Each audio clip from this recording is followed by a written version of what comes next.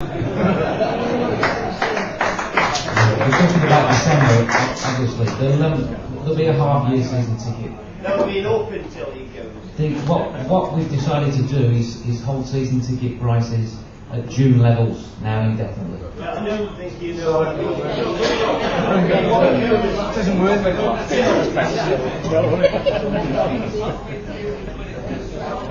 Yeah, we'll have it.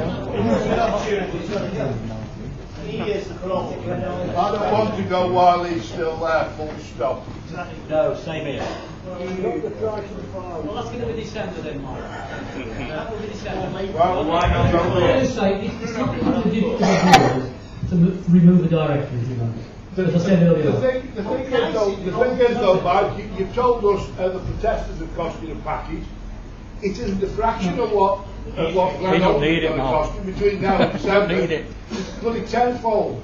Get rid of it.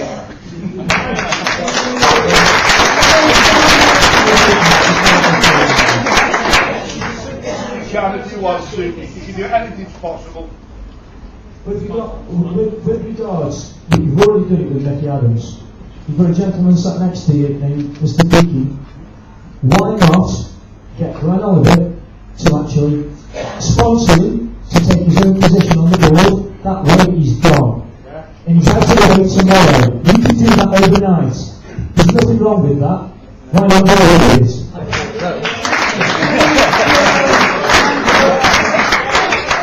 Glenn sponsored me onto the board of directors. Yes, why not? And that way Glenn Oliver's gone.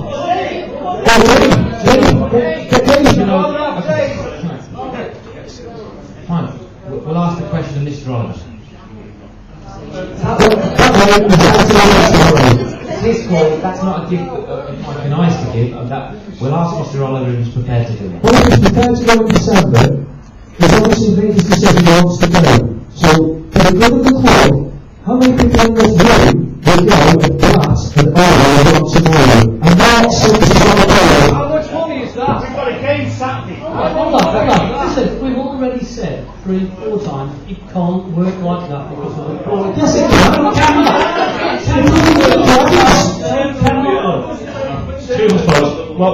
What Mike's actually saying is there's always got to be 4 directors. What you've just said is quite true. What you've just said is that if Glenn Oliver was prepared to use his shareholding to sponsor Gary Deakin onto the board, that would be fine because that would remain 4. You know. Well, if people sat next to me, I'm sure that Stephen's the actually get Nigel Deakin sponsored onto the board. That way Nigel takes no personal piss. He's actually taking up Mr. Howard. I'm sure Mr. Howard is Max just said to me that Glenn actually hasn't got the £50,000. He's got some. Glenn Oliver has £50,000 worth of shares according to the share register. So you're absolutely spot on that if you can do that, there's no issue there. But there's then the business about Bill, and that would have to be addressed on the basis of Martin's taking Bill Bratz. And I think that if that was set as a target, there's no reason why Glenn can't be asked to do that. If you might, the meeting 2 weeks ago, which Jean and I and others were at, we actually put it to Glenn that he should actually resign and sponsor somebody else. I actually offered to underwrite Glenn's commitment of £50,000 debt to the board if he would use his votes in that way, and he chose not to at that moment. You know, so it's not a case of getting to do it and all the rest. It's in Glenn Oliver's court and nobody else's to actually do something positive for the good of Port Vale Football Club. I agree with the whole there. All along, it's been suggested that he, of all people, is a genuine fan. Well, I'll use that term because it's been bandied around today. And Glenn Oliver has come across in a number of press releases where he's taken a really anti-attitude to any change or protest made by genuine fans, the real fans, the people who are here today, to voice their opinions.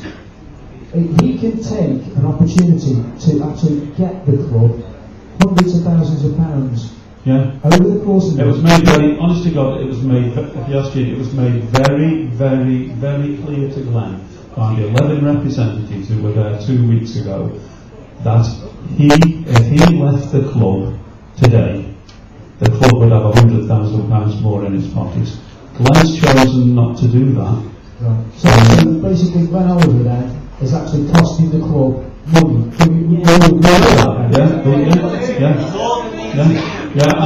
And the thing is, you see, we can't do anything about that. You can't force Glenn to do anything other than what he wants to do. But the suggestion can be put to him that he stands down straight away and uses his shareholding to keep the forum in place. I think we need to make the phone call, right? Yeah, and also, you know, it's a holiday situation, but let's hope we can sort something with Mark Sims and we can do the same thing with Bill Bratt, you know. I'm sorry, I was talking to you for you then, Mike, I do apologise. I've got to say that when you last came, you didn't know, you answered, I don't know, and you've only answered it once today, but I do notice your attire resembles that of a mushroom. Could I thank the kind offer of stopping protests or suspending protests for the time being. We do appreciate that. I understand why you're protesting, and what I don't want you to think is that I've come out with this statement about the £100,000 as a swipe. I mean, you might think so. It is not. Let me finish. As a swipe. And anyway, all I said was the consequence of these actions, for whatever reason, and whether it's the fault of the board that's forced you to do that, or whatever, but that was the consequence, and just wanted you to know how much that was. But I would thank you for suspending it, because it's helpful, and obviously it saves on policing costs and things like that. Can you just clarify that? Because I've got friends at work who have a pop at me saying I've cost them £100,000 because there was a protesting. And it's just not about the protest, is it? Scoop's here, and we've spoken once, and we're speaking. I will make that quite clear, and I'm sure you'll pick up on this. I'll make that quite clear exactly what the situation is. Yeah, if you put it there. Yes. You seem quite concerned that it costs £100,000 to protest. Are you not concerned that Glenn Oliver's going to cost us as much?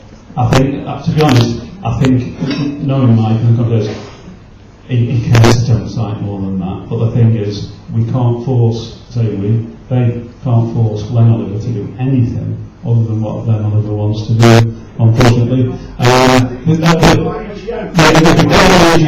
by the time we call the AGM is upon us. You know, the supporters club do have a proxy that would enable us to call an EGM. You could, the club, if they had a mind to, could call an EGM within 2 weeks. You only need to give the shareholders 14 days notice, so it could be done if they were minded to. Yeah, and what it is you've got to have a reason to be able to do that. You know. He has agreed to go. You all wanted Bill to go. You all wanted Glenn to go. Well, all right, you don't believe they're going to go. I can't tell.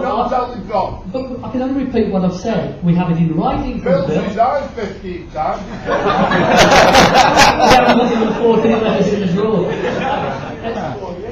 But we can only tell you the position as it is, and that's exactly what the position is. You could vote against Glenn Oliver. Yeah, sorry. Yeah, I mean the resolution could be for the removal of Glenn Oliver and Bill Bratt, and the appointment of Mark Sims and another. Hasn't Mark Sims already been voted on? I think Glenn's agreed to step down but will not seek re-election at the AGM. What we don't want to do now is force him to do something he doesn't want to do. Because Glenn has already agreed to step off the board of directors. Why is it not in his terms? Because they're his shares. I think the end result is what everybody in this room appears to want. So that doesn't mean that we won't be having a conversation along the lines that we've just spoken about, but you've got to let us have that conversation. You've got Glenn Oliver on his terms. I think Bill Bratt doing when he buys shares on. They're all on their terms. Yeah. The Bill Bratt was when the investment comes in. That's the Bill Bratt one. I have facilitated the purchase of Bill's shares, right? So that's the Bill Brack one. With the Glen one, he has agreed to stand down. We had long talks to him. He said, you can see the will of the people, you can see how many problems there were last Thursday's meeting, and we suggested to Glenn it would be for the vesting for the football club that he did one. He has now said, I will not stand. I mean, how much more do you want? I really don't know how much more you want. You've got your own way on two of them. And the Martin situation was not in the first part at all. I have got emails and text and I had phone calls saying the minute that Bill Bratt and Glenn step down or announce their resignation, you'll get hundreds of thousands of people through the door. We sold 7 season tickets yesterday. 7. But they have that many rise. Until we actually walk out the place, we won't believe it. Well, I mean, you can't. I can't do anything about it. I'm sorry. Mike, as we kind of said earlier on, it really is about trust and what the fans, what the shareholders will actually believe. You talk about honesty. He's talking about openness and this new transparency that we're supposed to have as a club. I can say that as a club that you've not been open and transparent with me over the last 2 weeks as regards access to the share register. It's, you withheld the information that I asked for. Okay, there's no looking surprised, Mike. We've had numerous email conversations. You may say that you've responded within the legislation of the law, but you've not been in this new spirit of open and transparency with fans and shareholders. And this, unfortunately, is where the communication is going to bring down. Let's just emphasise it in one way. 1st of April, we asked the club for a share register that was provided free of charge, including all the names and addresses of those who were on the share register and the amount of shares that they held. And a similar request came in on the 4th of August. The club decided that they were going to charge. Fine, I've got no problem with that whatsoever. Some emails is detailed in terms of what we would like within that copy of the share register. The club, in this new era of transparency, openness, chose just to send the minimum requirements, as they say under the law.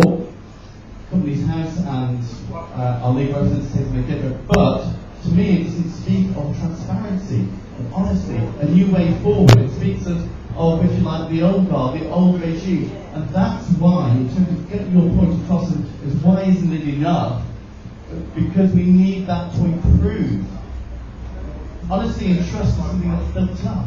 You can't just kind of come and say, well, this is going to happen in the future. We've heard about deals down the line. Mike Capeland, Mike Newton, American groups. They've been the next thing that have been coming into the club, and they've disappeared as soon as the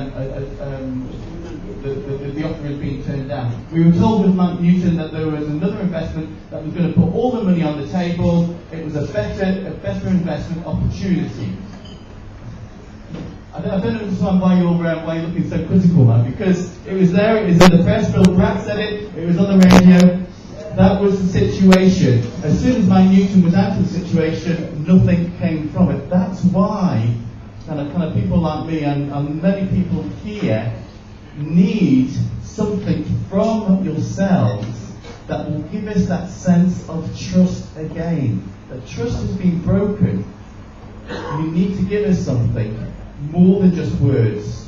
We need some actions and something that really says that we can trust you to deliver on what you say you are going to deliver. On Friday afternoon, yes? Yeah. Did you get all the information that you needed? We did eventually, yeah. You did? Okay. So just a minute, Malcolm, just finish. You had your 5 minutes. Are you happy then with the information that you've got, and do you have any other queries? My point, Mike, was on the sense of openness and transparency.